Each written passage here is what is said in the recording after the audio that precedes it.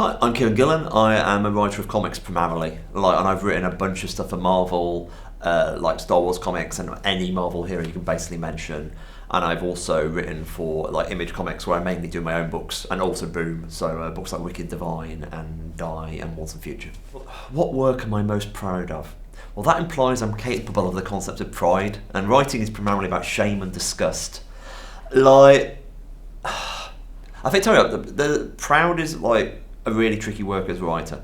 Like, my kind of primary goal across my entire career was try to create a collection of books on a shelf I was not embarrassed by. And that's the words I'm kind of proud of. I've mostly done that. I mean, some books don't hit entirely, but there's a lot of things I'm explicitly like, this was what we wanted to do. I mean, there's things which we've done which immediately strike. I think about stuff which people come to me and say, oh, I came out because of the last issue of Young Avengers. You know, that was the thing that helped me solidify how I felt about my asexuality. You know, that's the sort of stuff I'm proud about, but that's less about the work and what people see in the work, I guess. So I like that kind of stuff. And occasionally actually the real answer is The Wicked and Divine, which is like this 9-volume series me and Jamie did, and it's like, that we did this, that's something we're pretty proud of. I've been thinking a lot recently about the concept of how ego plays out for a writer. Like, yes, we can all be self-deprecating and yada yada yada, but you know, you thinking your words are worth listening to is an act of utter ego, and you know, that's who on earth would think anyone's words are worth something? So writers, never trust them. I think I most admire, and okay, this is a very terrible question, it's Alan Moore. Like, Alan Moore is a complete, the greatest of all time, I think and he entirely changed the Western medium in what he did, and then has kind of, you know, he could have just stopped, he could have done nothing, but he's done an incredibly idiosyncratic body of work that he cares about intensely. He's engaged in the community on a local level, like he's like somebody who's really kind of like preaches what he, you know, practices what he preaches, and he's like the greatest formalist writer the medium has ever seen, and he really tries, you know what I mean? Like, so like Alan Moore, I think, is and I think the main thing about Alan Moore is you kind of admiring Alan Moore is at least in part of like realising you don't want to be Alan Moore.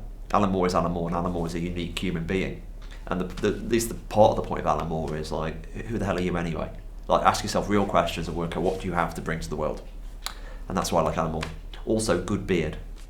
Okay, what's my favourite story? I don't really do favourites. I used to be a critic for years, and like the concept of favourite in my head is picked over, and it becomes just like those top 5 listicles. And favourite is much more about saying what you think is important in the world, and that's for me, you know, like, because it's a bit like what's my favourite food, and it implies that that's all you want to eat, and that's not true. You want to eat different things depending where you are.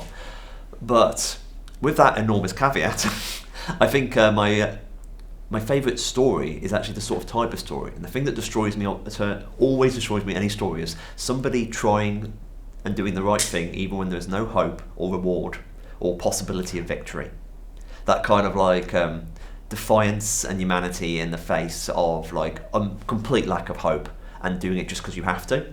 That story structure will bring me to tears every time. In fact, I'm kind of slightly welling up even describing it, because it's you know, because that's, you know what I mean, because story, especially when you write, you're stepping behind what is my favourite individual story to, okay, what stories matter to you, what are you really into in the world, and that would be it. Like forlorn bravery.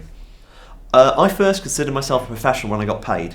It's one of these things that like, professional has a very simple meaning, like you're a professional writer when you get paid for writing. I think in a real way, you would kind of tweak that a little. It's one of those, like, how regularly can you get it?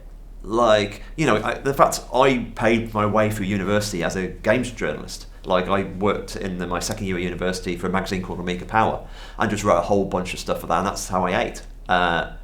And yeah, honestly, like, I don't over worrying about the concept of professionality it really is kind of a problem. It's like it's very much a kind of, you've got paid, you are.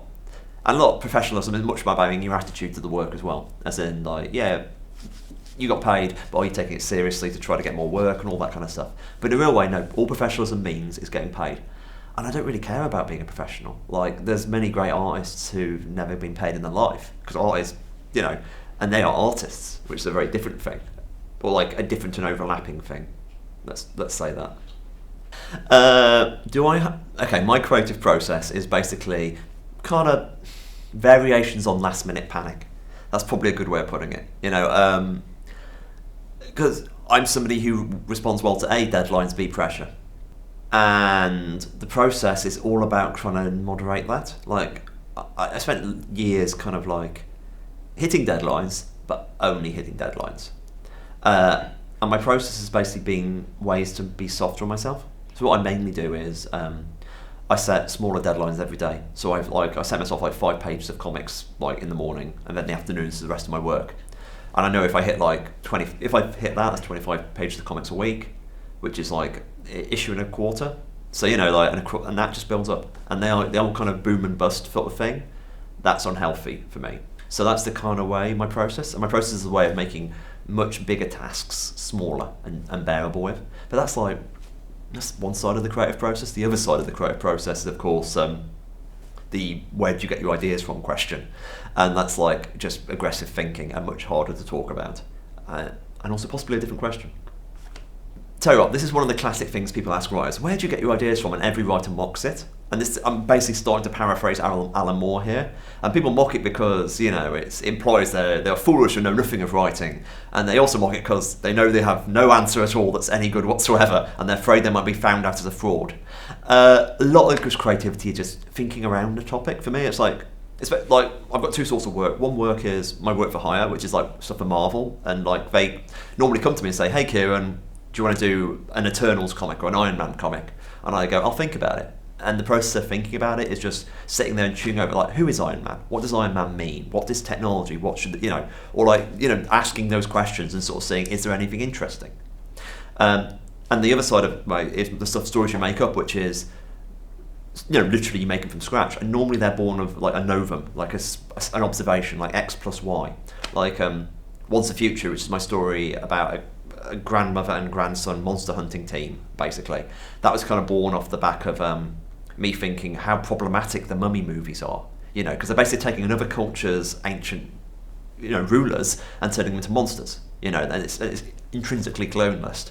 But there's so much about the adventure genre we like. Would there be a way of actually doing the adventure genre and stripping it of some of the colonialism? And I came with the idea, you do the Mummy, but you make King Arthur the Mummy. So you do it with British culture, and we turn our own kind of mythical kings into monsters, and we can have exactly the same stories. And of course, you also have you have lots of fun with like ideas of nationalism. And of course, I've just described the process, and that's where, so in other words, that kind of like, you just chew it over, like, okay, how could I do the Mummy? And then you get that idea. And basically, most creativity is about taking 2 separate ideas a long way apart and finding a connection between them. And that fundamental understanding kind of blossoms, because once you've got, it's like a jigsaw. Like, once you've got one jigsaw piece, you can start adding other jigsaw pieces all over it. And that's basically what I do. You make stuff up. So, what advice should we give to your younger self is one of those questions where it makes you really ask what's important. And like, I sort of immediately want to pause and run out the room and try to think this over. Because most of the pieces of advice I would give to my younger self would be personal advice. It's about people and like relationships and knowing how to treat people and be treated in turn. So all that kind of stuff, and like I don't think that's really what this interview is about. But focusing it on the kind of the work side would be the just be aware of, complain slightly more. Maybe that's the answer. I would say the one bit of advice I would give to my younger self is complain slightly more, because I have a big tendency to be a good soldier. I get stuff done, and plus I kind of take pride in solving impossible problems, and that's makes you useful, but also makes you easily exploited. And that kind of like, on a vacation where, wait, if that person was whining and and got what they wanted, so there's no need to be quite so stoic all the time. But, I was raised Catholic, so I have a lot of like guilt and shame and sacrifice going on. I'll tell you what, the character I most want to write is a really tricky question, because I aggressively don't think about characters I don't own, because it's like because that means the power to write those characters are taken out of your hands. Like, I can only write a Marvel character if Marvel says so, as or at least do it in a kind of day job. So in other words, I aggressively try to police my thoughts. And like the second like Marvel gets on the phone and say, hey Kieron, makeup and it, what about the Eternals? I'll apply my brain fully to it. But otherwise I try to just back away from it a bit. So I don't do that. And most of the answer is like whatever work for hire character I'm writing. The character I most want to write is the character in the story I'm writing. Because if it's not, why the hell am I writing it? You know what I mean? So I've just finished Die, which is my Die, which is this fantasy story I'm doing, and saying goodbye to Ash was amazing. I really hope to come back to her and her friends at some point. But to take your answer kind of like seriously and like answer properly, I really want to write Bjorn from The Hobbit. I kind of like sat and worked out like when the Lord of the Rings, The Hobbit would be out of copyright, and anyone could just do it. And I was like, I would love to do the adventures of Bjorn, this kind of like shape-changing bear man who likes honey cakes. Like, I'll be all about that. Who is more valuable, artist or writer? Speaking strictly, like they're both similar values. I mean, it depends on the artist and writer, because like their organs are mostly functional. You can get really good money for artist or writer organ parts. I mean, artists tend to have worse backs, and you might lose some more money there. But I think writers probably drink more, and that tends to lead, liver disease and lots of other problems there. But basically at the organ exchange, you probably get like similar amounts for both of them, really. Like, trust me, I know that whole I can write. I've written entire essays about this and talked about it. I'll give you a serious answer for a moment. Artist, which is more valuable? You cannot have a comic without an artist. Ergo, the artist is more fundamental to comics. But at the same time, you cannot have a story without a writer. But the writer can also be the artist. It's a false dichotomy. But if we're really just talking about the idea of comics, the artist is more fundamental, which is not the same thing as being more valuable. I'm a Marvel guy. And it's just because they were available in the shops when I was a kid. They didn't have easy. I came from Stafford in the Midlands, and like we didn't really have access to like American comics that much. It was all like British reprints. So I ended up, and all the British reprints were of course Marvel ones. So I didn't really have any kid, So I don't have that fundamental grounding nostalgia there for DC. But I think I'd be a Marvel person anyway, because I think DC Universe being slightly older, there's this idea that. For me, I always define DC characters like this. DC characters are primarily about the idea that the world is the problem. So in other words, like Batman, his life was great, and then his parents got killed. Or like Wonder Woman, she is going to, she's sent to the world of humanity to teach it the better ways. They are paragons dropped in a fallen world. Conversely, Marvel characters are predominantly characters who are fundamentally flawed. They are also the problem. And so you get, Thor is very similar to Wonder Woman. They're people from another world coming to Earth. But whilst Wonder Woman is obviously a paragon to save us all, Thor is a bit of a dip. He's I don't want to swear, but the whole point of Thor is arrogance and a bit of, oh, for God's sake, Thor. So he is also the problem. And for me, as I sort of previously talked about my weird guilt and shame and Catholicism, I think fallen people trying to make a fallen world better speaks more to how I see the world. And that is why I think I lean more Marvel. Who would be my dream collaborator? My immediate dream collaborator joke is always making a joke about the Sandman because the lead character is called Dream. But that's a bit too clever and foolish simultaneously. I don't know, it's like the great joy about like comics for me is you do get to like form these bands. I always describe being in a comic team like a band. Like you work out a sort of rhythm between you and play the music you're going to play. Like me working with Stephanie Hans is very different from me working with Esad Ribic, which is very different from me working with Jamie McKelvie. And that's kind of, the joy is that you do get to sort of mix them up.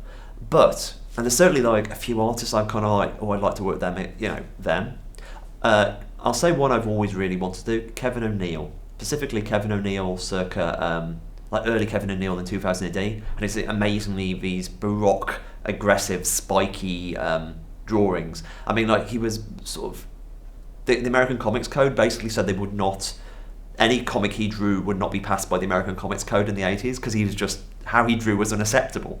And that's that kind of like weird anarchistic, beautifully aggressive energy. And I would, he's somebody I'd have loved to work with, and probably me if I was younger in an angrier mode, because I think I'm too old and soft now.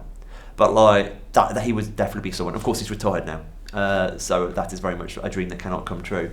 But like, yeah, Kevin O'Neill would be amazing.